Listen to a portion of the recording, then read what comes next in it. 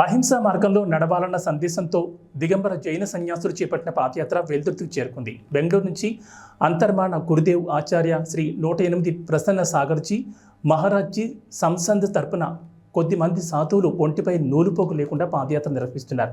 వీరు హైదరాబాద్ మీదుగా గోమటేశ్వరం, అక్కడి నుంచి కుల్చారం చేరుకోనున్నట్లు పాదయాత్రలో భక్తులు తెలిపారు.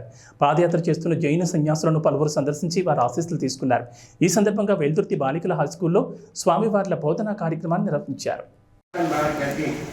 दुनिया में एकमात्र जैन दर्शन ऐसा है जो कर्म सिद्धांत का अपन उसे अभी नहीं जानते, अपनी जैनी कहते हैं भगवान काय की सजा दे रहा है। इसका मतलब कर्म दर्शन जब भगवान सजा देता है क्या? भगवान सजा नहीं देता।